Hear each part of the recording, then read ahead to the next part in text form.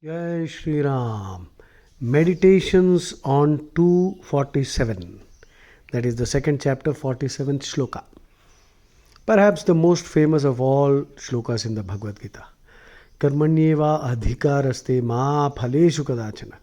Ma karma phala heturbhur ma te sangostva akarmani. So these are all my jottings from reading many books, many commentaries. I'm just going to read them out, and I'm sure these readings will give you excellent epiphanies, insights. So, this shloka is about aptitude testing actually. Krishna is saying, you have a right only to your action, but you have no control on the results, which implies that somebody else has a control over the result. In fact, we all do whatever we do with some objective in mind. But the fact of the matter is, whether we will achieve that objective and whether we will get what we hope to get is not in our control. It is in Krishna's control. Because he is the umpire, he is the referee, he is the dispenser of all the rewards and even punishments. So he is an impartial referee. So the advice has very deep psychological importance. Okay, because if you are worried about the result, your performance will get lowered. See, this performance anxiety is mainly because of your worry about how you will perform. So when you don't have any such botheration about what will be the objective, what are we going to get, then you can perform with total freedom. So I hope you are understanding. You should not let the fear of failure interfere with your performance. It's a very important thing. In fact, the fear of failure, there's a word for that. And the word is kyakorrophobia. So that is kyakorra phobia. K-A kyakorra. K-A-K-K kyakorra. O-R-H-A-P-H-I-O phobia. Kyakorrophobia. Abnormal, irrational fear of failure. Fear of failure is natural, but when it goes out of control, it will destroy your performance. So get rid of this. Just get into the work. You are doing something dharmic, don't bother. If you are doing something adharmic, then you will have every reason to fear. So since you are not doing anything adharmic, you have no reason to fear. Leave it to Krishna. He will take care. If you deserve to get the result, he will ensure that you get it. And if you don't deserve, he will not give it. But then if you try hard, maybe he will relent, he will give up. So anything is possible with Krishna. So but understand this much. कर्मण्येवा अधिकारस्ते. आपका अधिकार सिर्फ कर्म करने तक ही है. मा फलेषु कदाचन. You don't have any adhikaram on the phal, on the fruit. Ma karma phala heturbhu. So don't let the desire for the fruit be the cause for your action. Don't let the desire to become rich be the cause for your action. Wealth is a byproduct of good work. So great work, excellent work. So if you look at any rich man, barring the criminals, the truly rich man who has become wealthy has rendered extraordinary services, and wealth is a byproduct.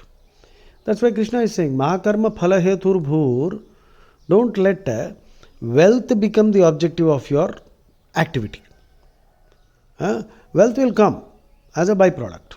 So, but what you should do? Produce the best quality service. Treat the customer as a god. Customer devo bhava. Customer devo bhava. And attach the suffix sevak to your designation. Chief Executive Sevak. CES in your visiting card. Throw out that old designation CEO and make it CES. Chief Executive Sevak. So add the word Sevak. I have added and my life has changed. So highest quality is lowest cost, which means that highest quality is lowest cost, which means that if you produce the highest quality, initially you may spend considerable money, because you to produce high quality you need the best equipment and best men and all that. Eventually the market will know that you are producing the best quality. So everyone will start buying and economies of scale will start operating in your favor, and then the production cost will automatically fall when the volume of sales increases exponentially. That's the meaning of this phrase, highest quality is the lowest cost. So here I am going to read karmanyeva adhikaraste ma phaleshu kadachana ma karma phale heturbhur mate sangostva akarmani. Now Krishna is so clear, he knows how our minds are working. And some people may then realize, if we have no control on the result, what the hell is the need to work? Just lie down. Krishna is saying, don't do that also. Don't think that you can get away by lying down lazily, running away to the forest, or becoming a sadhu and sannyasi.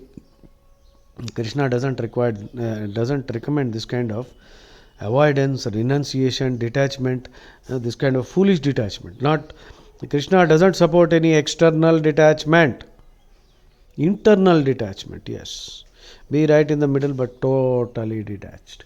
So let us see my jottings, my notes. I'm just going to read them out. Surrender the fruits to Krishna. Do your prescribed duty. Keep the mind free from the desire for the fruits of the work. Otherwise there will be no peace of mind. In sleep nothing is done, but sleep is not self-realization. Therefore inaction is also useless.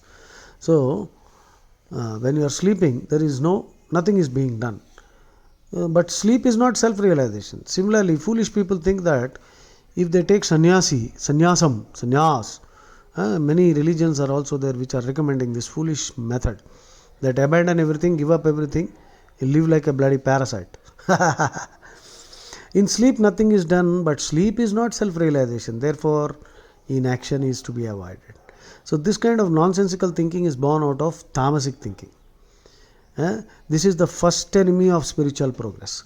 Laziness is the first enemy of spiritual progress. Sloth is the biggest enemy of spiritual progress.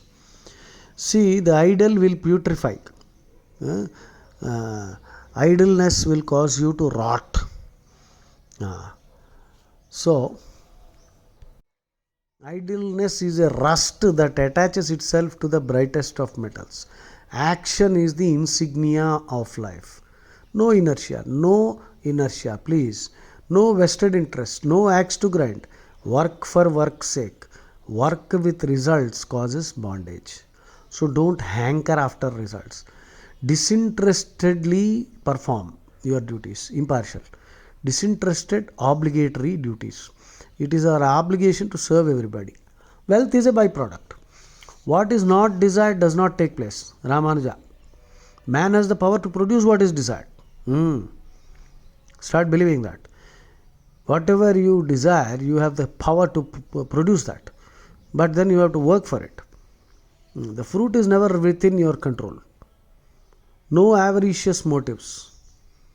The four parts of this stanza, the Chatushutri of the Karma Yoga. Many other things are involved here. Chapter 18, 14 to 16.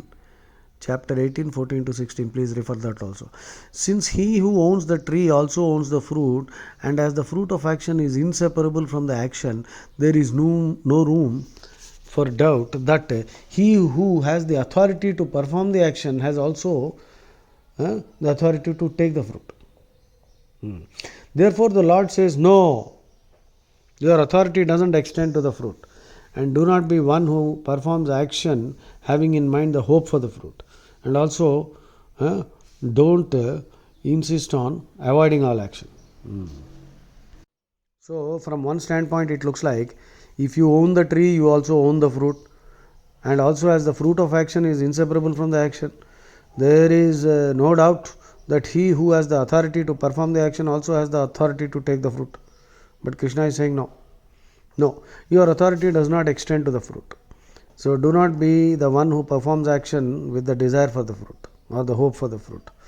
And because this cannot be the case, that is, the fruit is not guaranteed, don't become lazy also. Karma yoga is thus the Karma yoga is thus the skillfulness or cleverness of performing action without acquiring any consequence, without attracting any consequence, without attracting any merit or papam. So you will be detached. Therefore, the reactions will not affect you, good or bad, nothing. Intention decides the goodness or badness of the action, as reason is superior to action. So, what is the intention with which you are doing whatever you are doing? If your intention is loka sangraham, then you are spared the consequences. Because even within good actions, there will be some negative things which will backfire. Now, if you are doing it for loka sangraham, that is for Krishna's cause, then the reactions will be taken care of by Krishna. Now, Swami Yogananda says a devotee is the divine lark. Lark is a bird immersed in the spirit of his song. You are a divine lark immersed in the spirit of your song, no thought of personal gain or impressing others with your singing. No personal gain. I am not here to impress you with my Bhagavad Gita pravachans. I am just enjoying. Studying and reading Bhagavad Gita, explaining Bhagavad Gita, chanting Gita gives me the joy which is indescribable. The true devotee is the divine lark immersed in the spirit of his song. There is no thought of personal gain or no driving need, no need to impress others with his singing. If you act for yourself, you have to bear the binding karmic burden of responsibility for your action. So don't act for yourself. Life is not mathematically predestined, endowed with, we are endowed with free choice, but use your intelligence to know your own duties. See, there are many half-baked gurus, half-baked spiritual aspirants who embrace laziness, sloth. Spiritual growth is impossible in the stagnant soil of laziness. Spiritual growth is impossible in the stagnant soil of indolence. Indolence is laziness. The mind is the temple of Krishna. The mind is the temple of Rama. Man merely is a custodian of the temple. You are simply a custodian of this temple, the mental temple. In the temple of your mind, Krishna and Rama reside, and you are simply the custodian. So, this body is a donkey. So, train it to become a horse, okay, prize horse. Remember, we are all actors on the stage of life. Play your part well. Play your part well. Those prenatal evil tendencies will always be there to harass you. Good samskaras, bad samskaras, ashubha samskaras must be got rid of. Sever them with the sword of wisdom. Jnanashinaha. You are free to choose this divine plan or your own path of ignorance and misery. So you are free to choose Krishna's directions, or you are free to even choose your own path of ignorance and misery. So, continue on the highway of dhyana, continue on the highway of nishkama karma. This is the highway of nishkama karma. Life should be the highway of nishkama karma. Continue on the highway of nishkama karma without being attached to the wayside dhabas, wayside joys and powers. So, don't settle down in the wayside dhabas. You may enjoy for some time, have a short meal there, but continue on the highway of nishkama karma.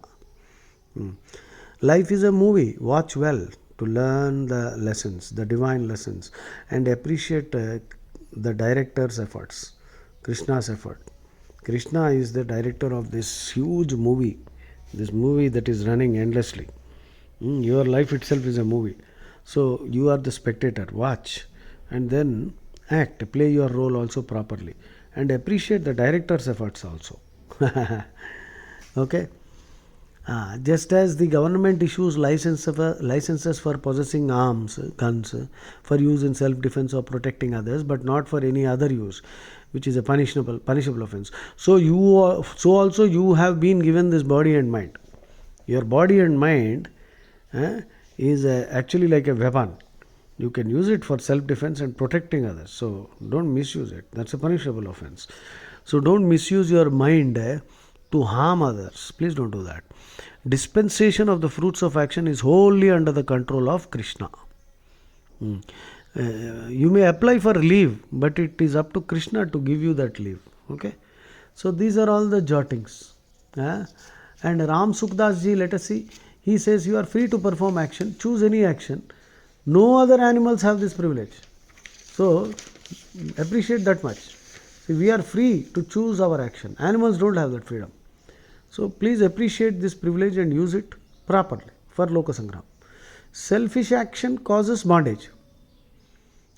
External circumstances cannot make us happy or sad. Prarabdha decides what you will get or what you will not get. Rendering service to others is kainkaryam. Kainkaryam means actually a Sanskrit word which means service to the Lord. And Manava Seva, Madhava Seva, serving, because the Lord exists in all beings. So kainkaryam simply means service to all human beings, all beings. Everything in nature. Serve everything in nature, including animal, trees and human beings. That is called kainkaryam.